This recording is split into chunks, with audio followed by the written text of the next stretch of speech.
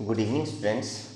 जैसे कि कल मैंने फर्स्ट टू थर्ड चैप्टर में जो भी इम्पॉर्टेंट क्वेश्चंस आने वाले थे उनकी एक वीडियो बना के आपके पास डाली थी। आपने बहुत ही अच्छा रिस्पांस दिया, उस पर बहुत ही प्यारी प्यारी कमेंट्स दिए कि वीडियो आपको समझ में आ गई।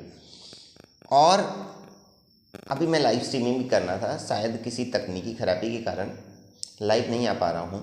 कोई बात नहीं है, आप लोगों के लिए लाइव नहीं आ पा रहा हूँ, कोई दिक्कत नहीं है। मैं आपके लिए वीडियो बना करके डाल दे रहा हूँ जिसमें आप देख करके अपने जो भी डाउट्स हैं वो क्लियर कर लेना। देखिए भाई, थर्ड चैप्टर तक तो मैंने कल समझा दिया था। फोर्थ चैप्टर में आपका क्या आएगा, find the roots of the following आएगा। पहले आपको रूट्स फाइंड करने आएंगे, उसके बाद आपको आएगा फाइंड द डिस्क्रिमिनेंट या नेचर ऑफ रूट। क्या फाइंड करने के लिए आएगा, नेचर ऑफ रूट। या तो डिस्क्रिमिनेंट की बात करेगा, अगर डिस्क्रिमिनेंट की बात करेगा तो B square minus 4ac is equal zero, sorry B square minus 4ac लगा करके उसकी वैल्यू निकाल देंगे कि क्या आ रही है। अगर नेचर ऑफ रूट्स की बात करेगा तो ये तो निकालना ही निकालना पड़ेगा हमें, साथ में हमें ये भी निकालना है। ठीक है, ये तो निकालना ही निकालना है, साथ में हमें ये भी निकालना है, मतलब ये भी बताना है। अगर बी स्क्वायर माइनस 4ac हमारा जीरो के बराबर आता है तो 2 इक्वल रियल रूट्स आ जाएंगे। B square minus 4ac zero से छोटा आता है तो नो रियल रूट्स आ जाएंगे। और B square minus 4ac zero से बड़ा आ जाता है तो 2 डिस्टिंक्ट रियल रूट्स आ जाएंगे। ओके स्टूडेंट्स, अब बात करते हैं आगे की, इसे पुट कैसे करना। एक क्वेश्चन और आएगा, फाइंड द वैल्यू ऑफ के। फाइंड द वैल्यू ऑफ के, ये क्वेश्चन इंपॉर्टेंट है, ये मैं आपको बता दे रहा हूँ। ये क्वेश्चन मैंने अभी लाइव स्ट्रीमिंग में भी समझाया है, वो भी अपलोड होने वाली है थोड़ी बहुत देर में।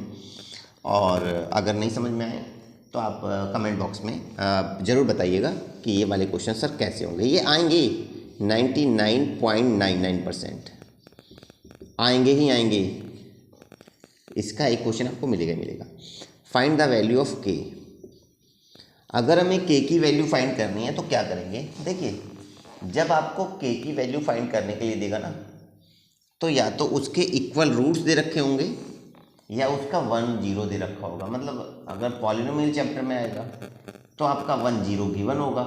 अगर आपका क्वाड्रेटिक इक्वेशन चैप्टर में आ गया तो इसकी जो वैल्यू होगी, मतलब इक्वेशन की जो वैल्यू होगी वो इसके बराबर होगी। बी स्क्वायर माइनस 4ac जो होगा वो जीरो के बराबर दे रखा होगा। जैसे कि हमारे पास क्वेश्चन दे रखा है 2x² plus kx plus 3 is equal 0। इसमें k की वैल्यू फाइंड करनी है अगर हमारे इक्वल रूट्स हैं तब। क्वेश्चन में क्या देगा तो हम रखेंगे B square minus 4ac is equal 0। B कितना था हमारे पास, k, तो हम यहाँ ऐसे राइट कर सकते हैं क्या, के square minus 4 multiply by 2 multiply by 3 is equal 0। के स्क्वायर 4 दूनी 8 3 24 माइनस के 24 इज इक्वल 0। के इज इक्वल रूट 24 हो गया। जब इसके फैक्टर्स निकालेंगे तो के जो हो जाएगा हमारे पास 2√6 हो जाएगा।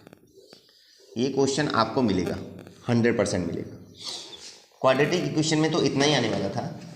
अब मैं चलता हूँ 5 चैप्टर एपी के बारे में। एपी क्वाड्रेटिक इक्वेशन में मैंने तीन क्वेश्चंस बताए आपको। एक तो फाइंड द रूट्स आ सकता है आपका, कि रूट फाइंड करने हैं। दूसरा आपका डिस्क्रिमिनेंट फाइंड करना आएगा। तीसरा आपका फाइंड द वैल्यू ऑफ के। 3 क्वेश्चंस आएंगे, आप तीनों तरह के क्वेश्चंस की तैयारी कर लें।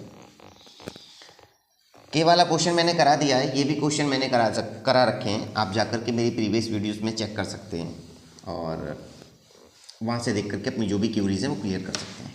अब मैं आ जाता हूँ मैं 5 चैप्टर तक। 5 चैप्टर में क्या आएगा, 5 चैप्टर में आपका an आ सकता है, मतलब an फाइंड करने के लिए आ सकता है, n फाइंड करने के लिए आ सकता है, sn आ सकता है, या कॉमन डिफरेंस आ सकता है, या फिर कॉमन डिफरेंस आ सकता है। जैसे कि कैसे, जो इम्पॉर्टेंट क्वेश्चन है वही मैं बताऊँगा आपको। देखिए भाई, पहले हमारे पास क्वेश्चन इस टाइप से आ सकता है कि क्या ये हमारा एपी है। पहले तो हमसे ये क्वेश्चन पूछेगा कि क्या गिवन टर्म हमारा एपी है या नहीं है। एनसीईआरटी बुक से करा रहा हूँ, क्वेश्चन नंबर 4 के जैसा, 5.1 का क्वेश्चन नंबर 4 कह रहा क्या ये हमारा एपी है। जैसे कि क्वेश्चन हमारा दे रखा है 2 4 8 एंड 16। कह रहा क्या ये एपी है। अगर एपी है तो इसके 3 और टर्म फाइंड कर दो।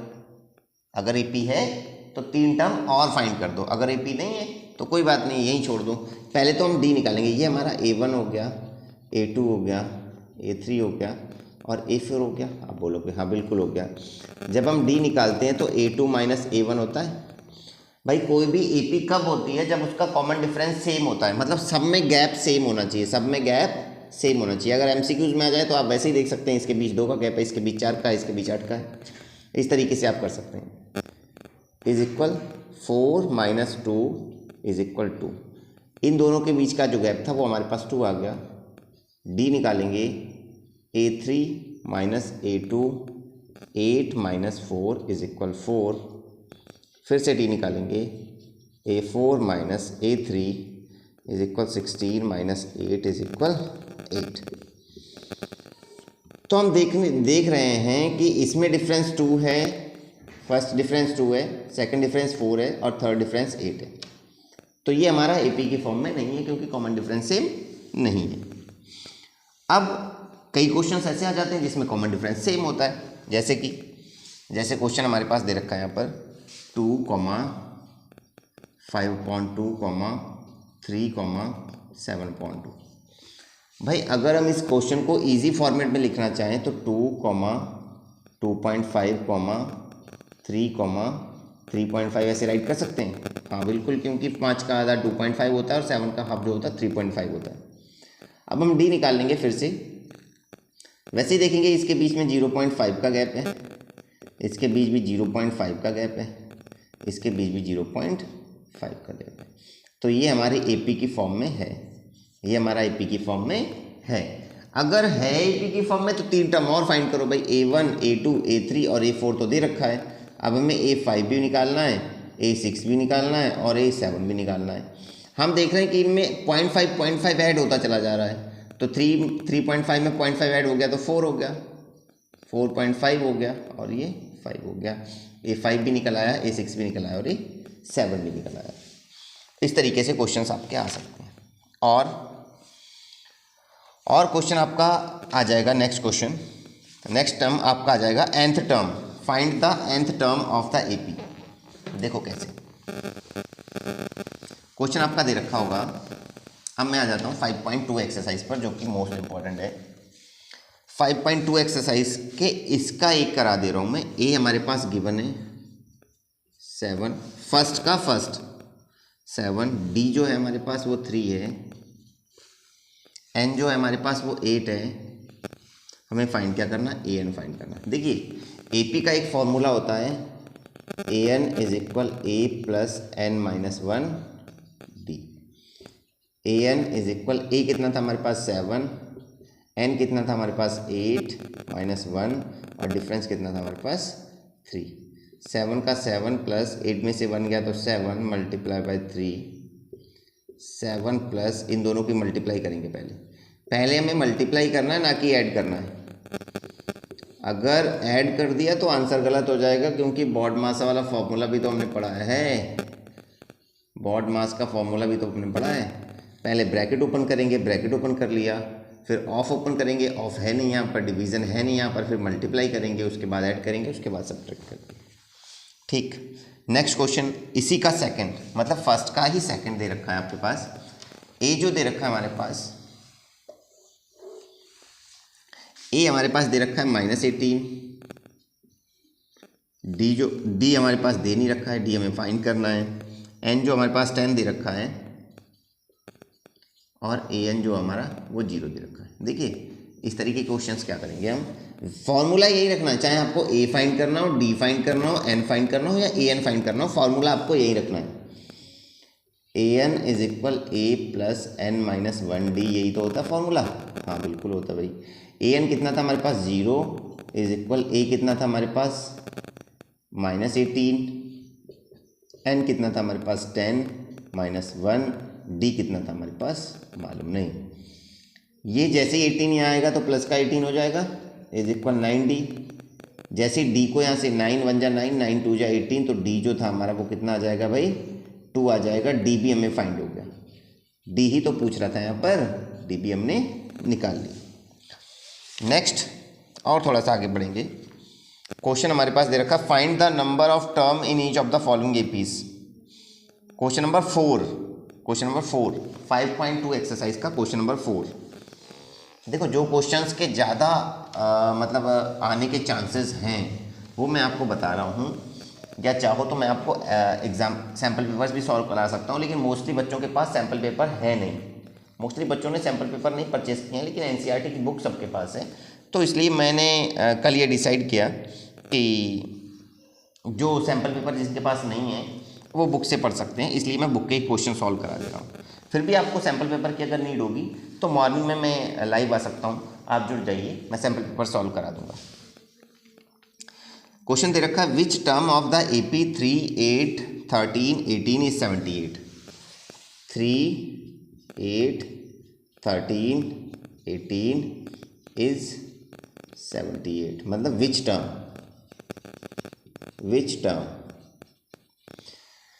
इस AP का कौन सा टर्म 78 होगा। सीधा सीधा जब टर्म फाइंड करने के लिए बात कर दे तो इसका मतलब हमें क्या फाइंड करना होता है, वहाँ पर n फाइंड करना होता है। जब A हमारे पास गिवन है 3, D हमारा जो हो जाएगा वो हो जाएगा 5, D का मतलब होता है इन दोनों के बीच का गैप। अगर AP हमारी बढ़ रही है तो डिफरेंस हमारा प्लस का हो जाएगा, AP अगर हमारी लेस हो रही है तो डिफरेंस हमारा माइनस का हो जाएगा। n हमारे पास मालूम नहीं है, AN हमारे पास गिवन है 78। AN कितना दे रखा है 78, फॉर्मूला पुट कर लेंगे AN is equal A plus N minus 1D। AN कितना था हमारे पास 78 इज इक्वल A कितना था हमारे पास 3, N कितना था हमारे पास, N ही तो फाइंड करना है -1, और D कितना था हमारे पास 5।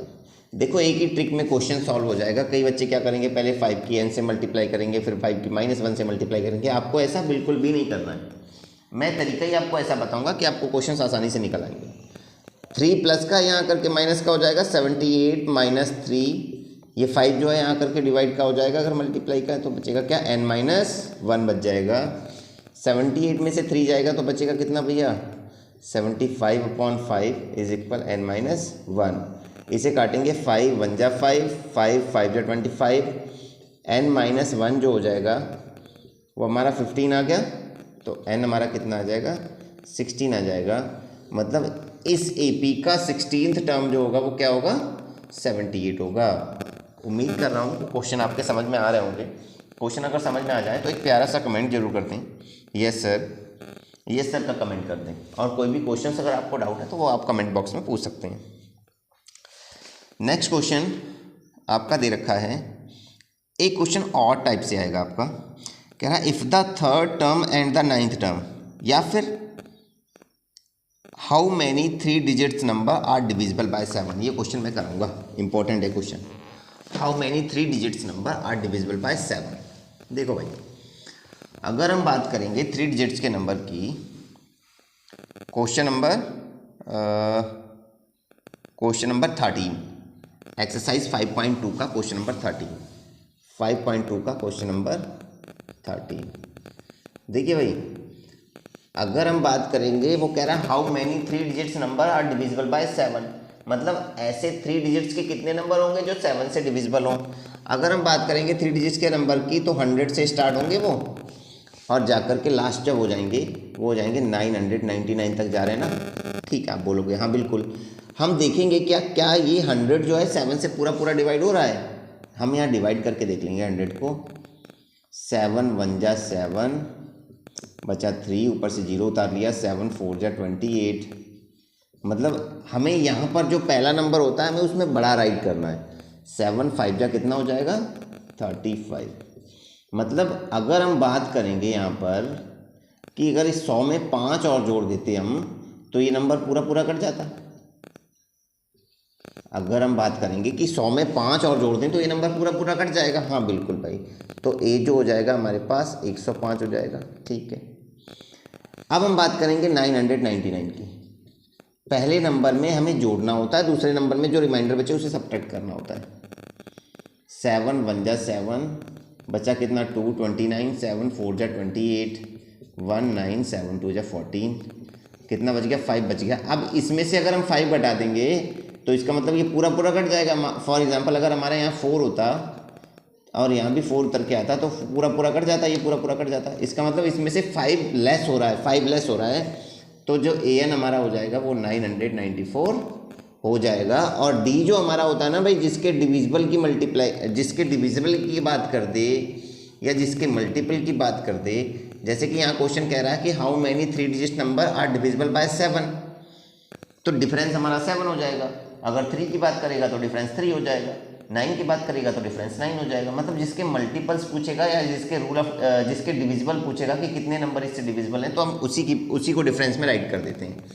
फॉर्मूला रखेंगे an is equal a plus n minus 1d। an कितना था हमारे पास 994, a कितना था हमारे पास 105 प्लस n कितना था हमारे पास n ही तो हमें फाइंड करना है -1, और d कितना था हमारे पास 7। जस्ट अभी मैंने इससे पिछले क्वेश्चन में बताया था कि इस नंबर को यहाँ डायरेक्ट ले आओ, आपको मल्टीप्लाई नहीं करने की रिक्वायरमेंट है, आपको यहाँ ले आओ 994 माइनस 105 अपॉन 7 इज इक्वल बचेगा क्या n-1। क्वेश्चन समझ में आ रहा हो तो अपने दोस्तों के साथ शेयर कर दो स्टूडेंट्स। 14 में से 5 जाएगा तो 9 बचेगा, 8 में से 0 गया तो 8 बचेगा, और 9 में से 1 गया तो 8 बचेगा अपॉन 7 इज इक्वल n-1। इसे काट के देखेंगे भाई, 7 1 जा 7, 1 बचा 18 हो गया, 7 2 जा 14, 7 7 जा 49। जो हमारा n-1 था ना वो आ गया हमारे पास 127, तो n जो हो जाएगा हमारे पास वो 128 हो जाएगा, क्योंकि ये वाला 1 जा करके वहाँ प्लस हो जाएगा। मतलब 100 से लेकर के 999 तक की 128 ऐसे नंबर्स हैं जो हमारे 7 से एग्जैक्ट डिविजिबल हो रहे हैं। Okay, next question. इसमें और ऐसा कोई भी क्वेश्चंस नहीं है जो आपको आए, बाकी इससे रिलेटेड पूरी वीडियोस डिटेल वीडियो में डाल चुका हूँ, आप जा करके देख लेना। अभी तक तो थे ये टर्म फाइंड करने के, टर्म फाइंड करने का क्वेश्चन। कई बार क्या कह देता है कि आप उनका सम फाइंड करो, सम मतलब उन्हें जोड़ के बताओ आप कितना आएगा। सम फाइंड करने के 2 मेथड होते हैं भाई। एक तो मेथड होता है हमारा Sn is equal n/2 a plus L, या इसे a प्लस एल को हम ऐसे भी राइट कर सकते हैं n/2 a प्लस an। ठीक है, अब Sn की बात करेंगे अगर हम, तो n/2 2a प्लस n-1d। दोनों फॉर्मूलेस आपको सम निकालने में हेल्प करेंगे। देखिए कौन सा फॉर्मूला लगाना कहाँ है। जहाँ पर आपका लास्ट टर्म दे रखा हो ना, तो वहाँ पर आपको ये वाला फॉर्मूला लगा लेना इजी रहेगा। जहाँ पर आपका लास्ट टर्म ना दे रखा हो वहाँ पर आपका ये वाला फॉर्मूला लगा देना, आसान हो जाएगा। फॉर्मूलेस तो कुल मिलाकर के आपको लर्न करने ही पड़ेंगे। आप बिल्कुल भी शॉर्ट ट्रिक ना अपनाएं अब कि मैं अगर कुछ भी नहीं पढ़ूंगा तो पास हो जाऊंगा, ऐसी उम्मीद बिल्कुल भी ना रखें। अगर आपको पास होना है तो वीडियो तो देखें, साथ में फॉर्मूलेज भी लर्न करें, क्योंकि फॉर्मूले के ऊपर पूरा मैथ्स टिका हुआ है। फॉर्मूले, क्विक कैलकुलेशन, मतलब आपको टेबल्स लर्न होने चाहिए, ऐड सब्ट्रैक्ट मल्टीप्लाई डिवाइड आपको बिल्कुल माइंड में आनी चाहिए, स्क्वायर्स क्यूब्स आपको लर्न होने चाहिए बहुत अच्छे तरीके से, तभी आप बहुत अच्छे से पेपर करके आ पाएंगे। ओके, चलिए क्वेश्चन को बताते हैं। 5.3 एक्सरसाइज का फर्स्ट क्वेश्चन ही दे रखा है 2 7 find the sum of the following 2, 7, 12 dash dash dash to 10 terms. मतलब ये हमारे पास एपी दे रखी है हमारे पास एक, वो कह रहा है इस एपी में अगर 10 टर्म है ना तो इनका सम क्या होगा। देखो भाई, ए हमारे पास कितना है 2 है, डी हमारे पास कितना है 5 है, एन हमारे पास कितना है 10 है। ठीक है, हमें एस एन फाइंड करना है। फॉर्मूला लगा दो दूसरे वाला फॉर्मूला, क्योंकि यहाँ पर लास्ट टर्म नहीं दे रखा है, यहाँ पर टर्म तो दे रखे हैं लेकिन लास्ट टर्म है क्या, एक्चुअल लास्ट टर्म की वैल्यू क्या है वो नहीं दे रखा है। S N is equal n/2 2a plus n-1d। ठीक है, n कितना है हमारे पास 10/2 2 मल्टीप्लाई बाई 2 प्लस 10-1 और डिफरेंस कितना है हमारे पास 5। भाई एक से अगर हम काट देंगे तो यहाँ पर 5 हो जाएगा, बचेगा क्या 5 ब्रैकेट 4 प्लस 10 में से 1 गया तो 9, 9 5 जा 45, 5 मल्टीप्लाई बाय 49, अगर इन दोनों की मल्टीप्लाई कर लेंगे तो 245 इसका आंसर हो गया। ठीक, ये तो था हमारा ऐसा क्वेश्चन जिसमें लास्ट टर्म ना दे रखा हो। अब इसी का जस्ट सेकंड क्वेश्चन दे रखा है हमारे पास, find the sum of the given below. 5.3 का सेकंड का फर्स्ट करा रहा हूँ क्वेश्चन। एपी हमारे पास दे रखी है 7 plus 10 1/2 plus 14 dash dash dash dash 84। मतलब इन सबको जोड़ करके अगर 84 तक हम जोड़ रहे हैं तो इनका सम क्या होगा। सबसे पहले तो हम ए हमारा जो हो जाएगा वो 7 हो जाएगा, डी जो हमारा हो जाएगा भाई, इसे 10.5 राइट कर सकते हैं। हाँ बिल्कुल राइट कर सकते हैं भाई, 10 और आधा 10.5 हो गया। ठीक है, तो डी जो हमारा हो जाएगा वो 3.5 हो जाएगा। ए एन जो हमारा हो जाएगा वो 84 हो जाएगा। भाई देखा होगा आपने फॉर्मूले में, फॉर्मूला चाहे ये वाला लगे चाहे शॉर्ट वाला लगे, एन तो दोनों में चाहिए ना। यहाँ पर लास्ट टर्म नहीं दे रखा है, यहाँ पर नंबर ऑफ टर्म्स नहीं दे रखे हैं, तो हमें यहाँ पर नंबर ऑफ टर्म्स भी पहले फाइंड करने पड़ेंगे। अगर इस टाइप का क्वेश्चन आ जाए सबसे पहले आपको ए एन वाला फॉर्मूला लगाना है। A N is equal A plus N minus 1 D. A N कितना है हमारे पास 84, ए कितना हमारे पास 7 प्लस एन हमें मालूम नहीं है -1, डिफरेंस कितना हमारे पास 3.5। भाई देखेंगे 7 आकर के यहाँ माइनस का हो जाएगा तो 77 बचेगा। भाई 84 में से ये 7 आकर के माइनस हो जाएगा ना, यहाँ प्लस का है तो, और ये 3.5 यहाँ पर आकर के अपॉन में आ जाएगा, बचेगा क्या n-1।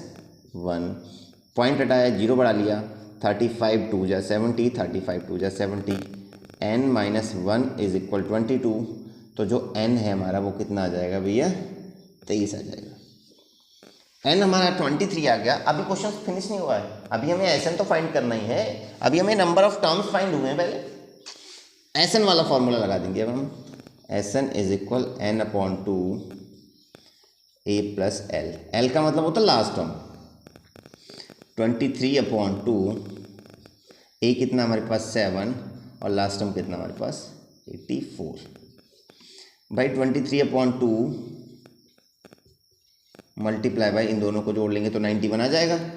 91 कोई बात नहीं, मल्टीप्लाई कर लेंगे, 23 एक कम 23, कैरी 2 चला गया, 207 में 2 जोड़ा 209/2। आंसर यहीं छोड़ दो, चाहो तो पॉइंट में ले आओ, अगर काट के लेके आना कोई दिक्कत नहीं, आप इसे डिवाइड करके पॉइंट में आंसर लेके आ सकते हैं। ये तो ऐसे दोनों क्वेश्चन है जिसमें एक में नंबर ऑफ टर्म्स दे रखे हों, तब आपको ये वाला फॉर्मूला लगाना, जिसमें नंबर ऑफ टर्म्स ना दे रखे हों, सिर्फ मतलब लास्ट टर्म तक दे रखा हो लेकिन ये ना बता रखा हो कि कितने टर्म्स हैं, तो हमें पहले ए एन वाला फॉर्मूला लगाना, फिर हमें एस एन वाला फॉर्मूला लगाना, आंसर आपका आ जाएगा। अब मैं आपको क्वेश्चन बता रहा हूँ जो मोस्ट इंपॉर्टेंट क्वेश्चन हैं। क्वेश्चन नंबर 4, क्वेश्चन नंबर 4 आप लोग बिल्कुल भी वीडियो को स्किप ना करें, बहुत ही अच्छे से मैं आपको 4-4 5-5 क्वेश्चंस ऐसे कराऊंगा जिससे कि आप लोगों को बिल्कुल क्यूरीज आपकी सब क्लियर हो जाएंगी। कह रहा है how many terms of the AP 9, 17, 25 must be taken the given a sum of 636। 9, 17, 25 जो इनका जो सम आ रहा है ना वो आ रहा है 636। मतलब इस AP के कितने टर्म्स को हम जोड़ें कि 636 आ जाए, इस AP के कितने टर्म्स को हम प्लस करें कि 636 आ जाए, 636 आ जाए। देखिए भाई A हमारा 9 है, A जो है हमारा वो कितना है 9, A जो है हमारा 9 है, D जो है हमारा वो 8 है, क्योंकि 17 में से 9 जाएगा तभी तो 8 बचेगा, और SN जो हमारा वो 636 है। बस SN वाला फॉर्मूला लगाओ पहले, SN is equal n/2 2a plus n-1 d। भाई अब आप लोग देखेंगे इस क्वेश्चन को बहुत अच्छे तरीके से। SN कितना था हमारे पास 636 इज इक्वल n/2 n हमें मालूम ही नहीं अभी। 2a मतलब 2 की मल्टीप्लाई 9 से हो जाएगी तो 2 9 जा 18 हो जाएगा, n हमें मालूम ही नहीं है, n-1 डिफरेंस हमारा 8 हो जाएगा। अगर हम बात करेंगे 636 इसे ऐसे ही रहने दो, अभी बहुत ज़्यादा सॉल्व नहीं करना क्वेश्चन। क्या हम इसे ऐसे राइट कर सकते हैं 18 + 8n - 8, ठीक ऐसे राइट कर सकते हैं ना भाई। 8 की मल्टीप्लाई n से हुई तो 8n हो गया, 8 की मल्टीप्लाई -1 से हुई तो -8 हो गया। अब ये 2 से पूरा पूरा डिवाइड हो रहा है, 9 जा 4 जा 4 जा। भाई प्लस में या माइनस में जब आपके सभी नंबर्स अगर कट रहे हो ना तो आप काट सकते हैं, कोई दिक्कत वाली बात नहीं, लेकिन सभी कटने चाहिए, कंडीशन ये है। अब हमने देखा कि 2 से 18 भी जा रहा था, 8 भी जा रहा था, 8 भी जा रहा था, हमने काट दिया, कोई बात नहीं है। 636 = n, 9 + 9 में से 4 जाएगा तो 5 बचेगा प्लस 4n बचेगा। भाई अब n की मल्टीप्लाई यहाँ हो जाएगी तो हो क्या जाएगा 636, पहले एक ही बार में क्वेश्चंस को सॉल्व कर लेते हैं। 5n + 4n² - 636 = क्या बचा भैया 0। n² वाले टर्म को पहले ले आएंगे, 4n² + 5n - 636 = 0। अब आप देखेंगे क्वाड्रेटिक इक्वेशन बन गई है, क्वाड्रेटिक इक्वेशन बन गई ना, क्वाड्रेटिक इक्वेशन, ठीक है। अब आपको इसके फैक्टर्स बनाने ऐसे जो कि यहाँ पर 5 आ जाए। देखो भाई कैसे, 4 के अगर हम फैक्टर बनाएंगे तो 2 × 2 हो जाएगा, ठीक है।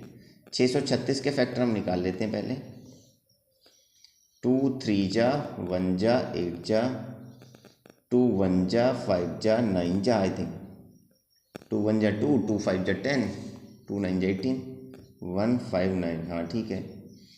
फिर 2 से जाएगा नहीं, 3 से 5 जा 3 जा, अब ये जाएगा नहीं, अभी 53 से ही जाएगा।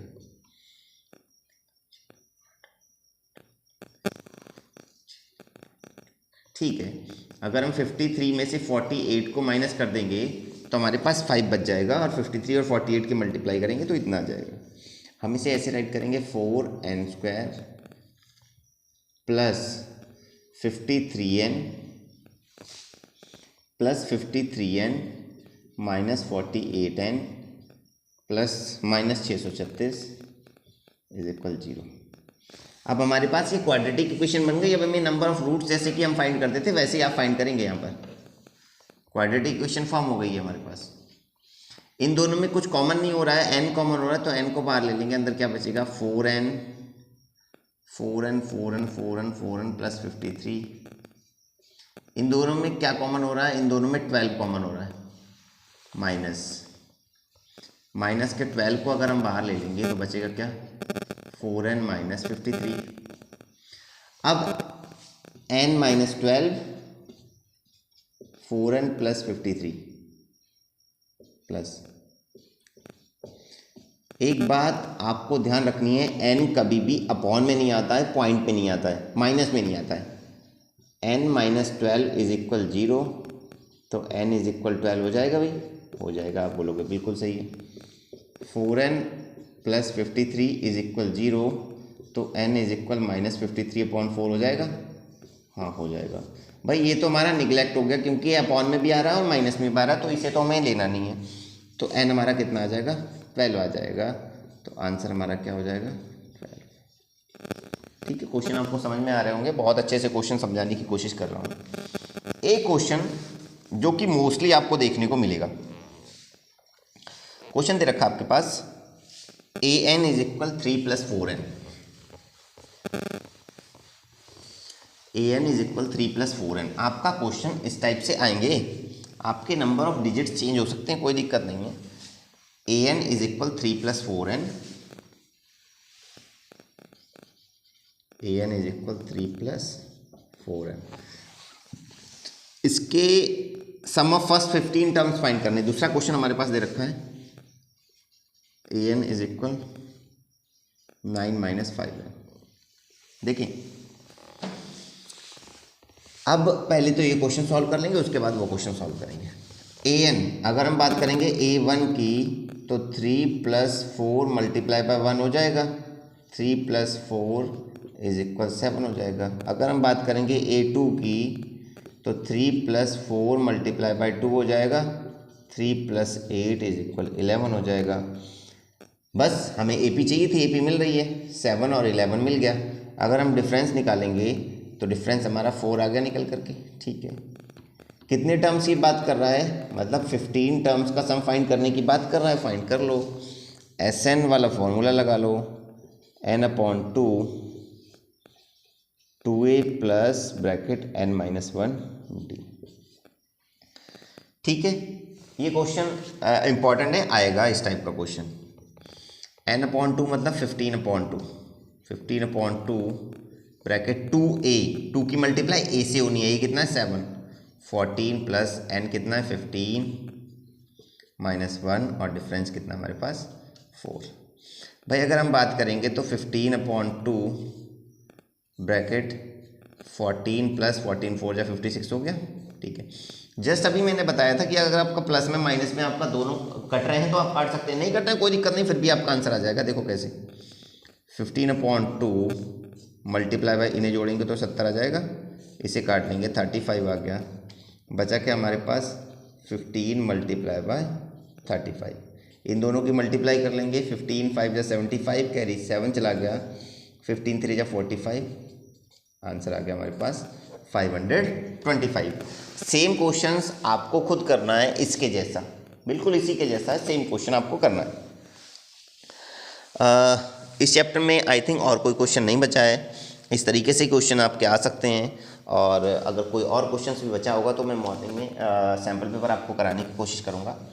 आप लोग बस समझ लें, आपको क्वेश्चन समझ में आना चाहिए कि आप क्वेश्चन पूछ क्या रहा है। भाई फॉर एग्जांपल मैं आपसे आपका नाम पूछूंगा तभी तो आपको मालूम चलेगा सर मेरा नाम पूछ रहे हैं, या आपके फादर का नेम, आपकी मदर का नेम, या आपके विलेज का नेम, आपकी क्लास, आपसे जो भी पूछूंगा तभी तो आप उसका आंसर देंगे।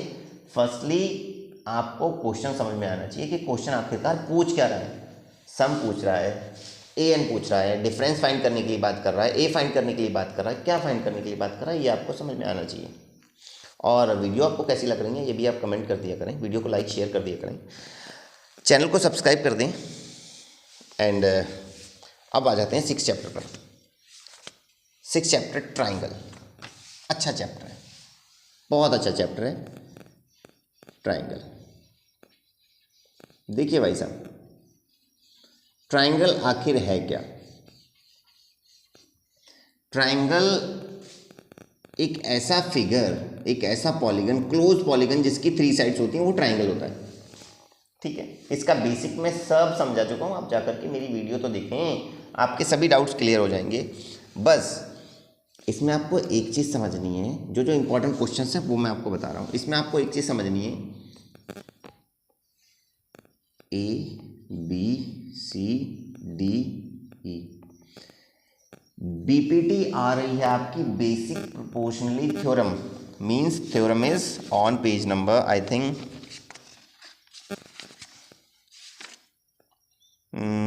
थ्योरम 6.1 आपकी आएगी, आपके एग्जाम में आएगी थ्योरम 6.1, वो आप कर लें, वो मैं भी यहाँ समझा दूंगा। देखिए कैसे भाई, बेसिक प्रोपोर्शनली थ्योरम ये कहती है कि अगर ये लाइन जो है ना, ये वाली लाइन इस वाली लाइन के पैरेलल है ना, तो AD/BD AE/CE हो जाएगा, या AD/AB AE/AC भी आपका हो जाएगा। ये बेसिक प्रोपोर्शनली थ्योरम कहती है। BPT आपको सॉल्व कैसे करनी है वो मैं आपको बता रहा हूँ। BPT आपकी 100% आएगी, BPT तो आपको आए मिलेगी। BPT में ये कह रहा है कि prove that if a line drawn from parallel one line intersect the other 2 line at a distinct point, then the lines are intersect distinct point, other 2 sides are in the same ratio। देखो BPT जब आएगी तो सबसे पहले आपको ये figure draw करना है, सबसे पहले आपको ये फिगर ड्रॉ करना है ABC। नेम आप कोई भी चेंज कर लें, कोई दिक्कत नहीं है, PQR राइट कर सकते हैं, DE। इस क्वेश्चन में ABC एक ट्राइंगल है और मैंने जो ड्रॉ किया है वो DE पैरेलल BC के ड्रॉ किया है। आपको ये वाली लाइन इसके पैरेलल ड्रॉ करनी है और हमें बताना क्या है, हमें बताना है कि AD/BD इज इक्वल AE/AC। देखिए आपको कुछ नहीं करना, आपको 4 इक्वेशन बना लेनी है। और सुनो, सबसे पहले अब आप यहाँ से एक लाइन, एक परपेंडिकुलर डालोगे E पर, DM और यहाँ से यहाँ पर परपेंडिकुलर डालोगे ई एन, फिर डी और सी को ज्वाइन कर दोगे, बी और ई को ज्वाइन कर दोगे। ये फिगर आपको ड्रॉ करना है। अब आपको 4 इक्वेशंस बनानी है ए डी ई। देखो कैसे, एरिया ऑफ ट्राइंगल क्या होता है भाई, एरिया ऑफ ट्राइंगल जो होता है ना वो होता है हमारे पास 1/2 multiply by base multiply by height. Area of triangle जो होता है 1/2 multiply by base multiply by height होता है, ठीक। अब हम यहाँ राइट करेंगे area of triangle A D E, short में राइट कर रहा हूँ, area triangle A D E 1/2 multiply by, इसकी बेस कितनी है ए डी और हाइट कितनी है N E, A D multiply by N E, equation 1। D B E, फिर से area triangle D B E 1/2, base आपको चेंज करनी है, बस हाइट आपको सेम रखनी है, हो जाएगा B D multiply by N E, equation 2। अब इस साइड से चलेंगे ए ई डी,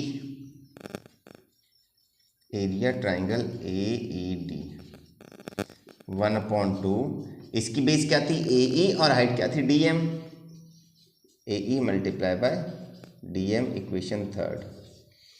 अब हम करेंगे E C D, area triangle E C D is equal 1/2, base क्या थी इसकी ई सी और हाइट क्या थी हमारे पास डी एम, इक्वेशन 4। बीपीटी आ जाए आपको इसी तरीके से करना है, बहुत ही आसानी से आप क्वेश्चन सॉल्व कर सकते हैं। अब आपको क्या करना है, फर्स्ट के अपॉन में सेकंड रख दो, थर्ड के अपॉन में 4 रख दो, आंसर आ जाएगा। यहाँ आपको और कुछ नहीं राइट करना है, यहाँ लिखेंगे from all the above equation, from all the above equations, from all the above equations. अगर हम बात करेंगे यहाँ पर 1/2 multiply by A D multiply by N E upon 1/2 multiply by B D multiply by N ई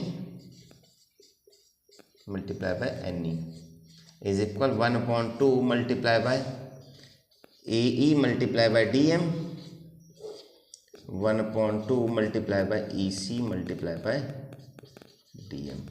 अब देखो N E से N E cancel, 1/2 से 1/2 कैंसिल, 1/2 से 1/2 कैंसिल, डी एम से डी एम कैंसिल, बचा क्या हमारे पास A D upon B D, भाई यही तो बचा A D upon B D is equal A E upon E C. Proved हो गया हमारे पास। ये क्वेश्चन आपको 3 मार्क्स का मिलेगा ही मिलेगा, 100% मिलेगा, बस आपको समझने की रिक्वायरमेंट है। अगर आपको समझ में आ गया, क्वेश्चन का स्क्रीनशॉट लेकर के आप इसी मेथड से करके आ सकते हैं, बहुत ज़्यादा लेंथी करने की आपको रिक्वायरमेंट नहीं है। अब हमें ये तो मालूम चल गया कि बेसिक प्रोपोर्शनल थ्योरम क्या कहती है।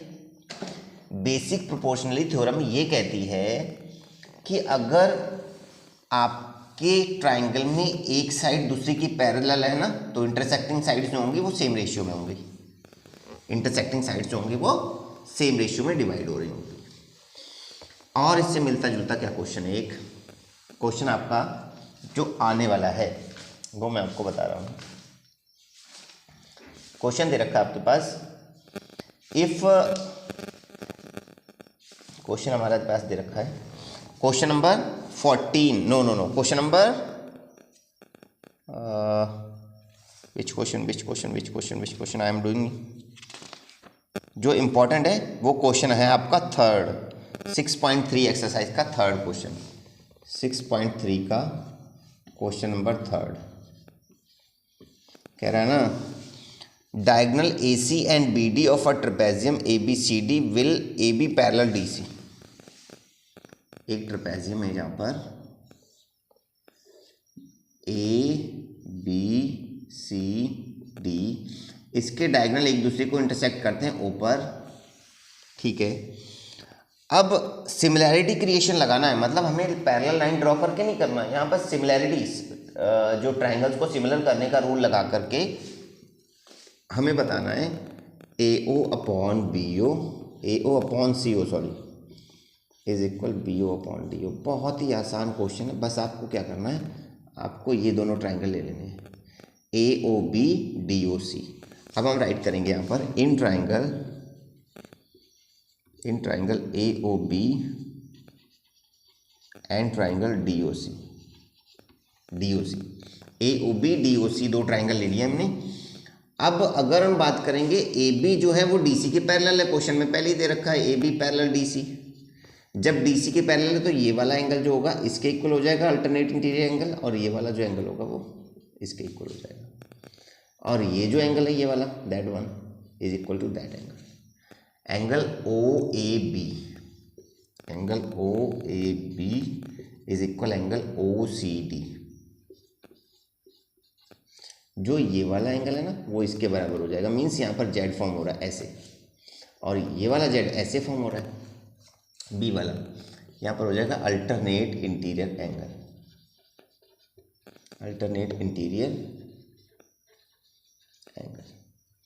अब अगर हम बात करेंगे एंगल ए बी ओ की, तो ये हो जाएगा angle C D O. Same reason यहाँ पर भी अल्टरनेट इंटीरियर एंगल हो जाएगा। दूसरा हम बात करेंगे एंगल ए ओ बी जो होगा वो डी ओ सी के बराबर हो जाएगा। एंगल ए ओ बी जो होगा वो एंगल डी ओ सी के बराबर हो जाएगा। ये जो हमारा वर्टिकली अपोजिट एंगल है, वर्टिकली अपोजिट एंगल है। तो जो वर्टिकली अपोजिट एंगल है, ये तीनों एंगल हमें मिल गए तो दोनों ट्राइंगल सिमिलर हो जाएंगे। ए ओ बी जो होगा वो डी ओ सी के बराबर हो जाएगा। So triangle A O B similar triangle D O C by angle rule. Angle rule से हम इसे सिमिलर कर सकते हैं, कॉन्ग्रेंट नहीं कर सकते हैं, ये बात ध्यान रखना, ठीक है। अब जब ये दोनों ट्राइंगल्स आपस में इक्वल है तो इनके कॉरस्पॉन्डिंग पार्ट्स इक्वल हो जाएंगे। तो ए ओ अपॉन सी ओ, अब लिख देंगे हम A O upon C O is equal B O upon D O C P C T. C P C T का मतलब होता है corresponding parts of congruence triangle. अगर कोई कॉन्ग्रेंस ट्राइंगल सिमिलर है ना या कॉन्ग्रेंस